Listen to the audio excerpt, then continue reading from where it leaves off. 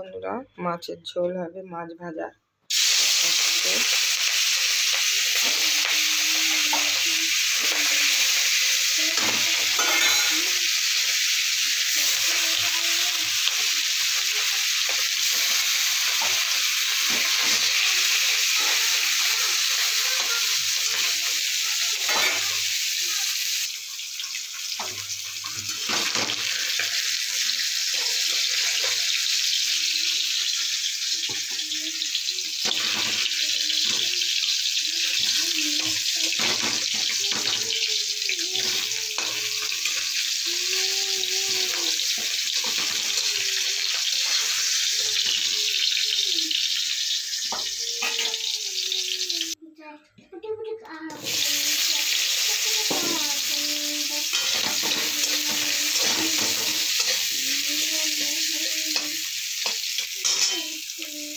দেখুন বন্ধুরা, মাছ ভাজা গেছে, পেঁয়াজ ভেজে নিচ্ছে একটু। পেঁয়াজটা ভালো করে ভাজবো না। এই যে সবজি আছে, সবজিগুলো দিয়ে দেবো। এই আলুটা দিয়ে দিলাম।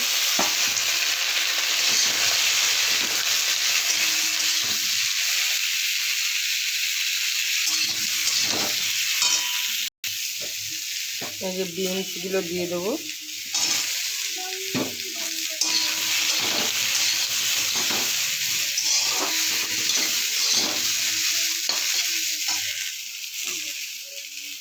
যে কাঁচকলা আছে, কাঁচকলাগুলো দিয়ে দেবো।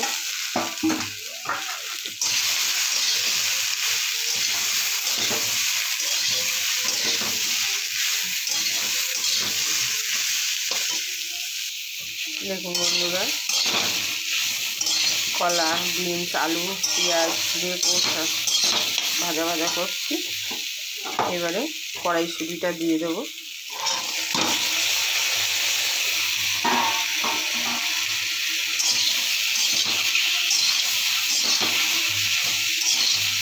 কড়াইশুঁটিটা দিয়ে দিলাম, একটু হলুদ দিয়ে দিলাম। রাখো, রেখে দাও মা, একটু গুছিয়ে রেখে দাও। হলুদ দিয়ে একটু কষিয়ে নিই। একদম সিম্পল মাছের ঝোল। আর আমার শরীরটা খারাপ, আমার কেমো চলছে, তার জন্য এইরকম কম তেলে সবজি দিয়ে রান্না হচ্ছে।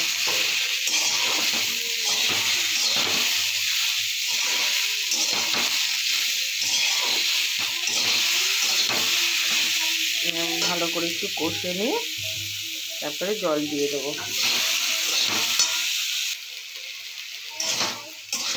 ভালো করে কষিয়ে নিয়ে জল দেব।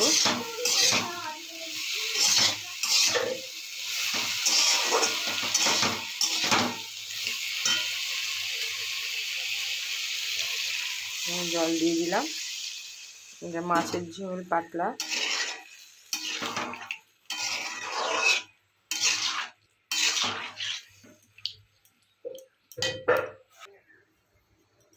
এবার মাছটা দিয়ে দেবো বন্ধুরা। টমেটোটা দিয়ে দিয়েছি খুলে, ঢাকনা। মাছটা দিয়ে দেবো, পাতলা ঝোল হবে।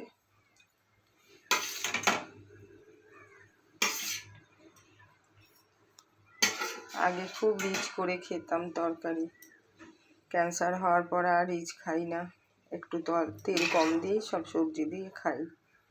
বড় অপারেশন হয়েছে আমার। বন্ধুরা দেখবেন ভিডিওটা। দেখুন বন্ধুরা, এবার একটু কাঁচা রসুন দিয়ে দেবো। ডাক্তার কাঁচা রসুন খেতে বলেছে, সব তরকারিতে রসুন দিতে বলেছে, তাই একটু রসুন দিয়ে দিলাম, কাঁচা রসুন। এই জিরে গুঁড়ো দিয়ে দিলাম।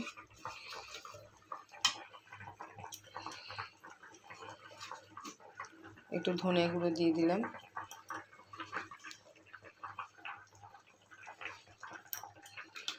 জিরে গুঁড়ো, ধনে গুঁড়ো, কাঁচা রসুন দিলাম কাঁচা। এবার ফুটবে, ভালো করে ফুটিয়ে যাবে টকবক করে। তারপরে তরকারিটা হয়ে যাবে, মাছের ঝোল পাতলা।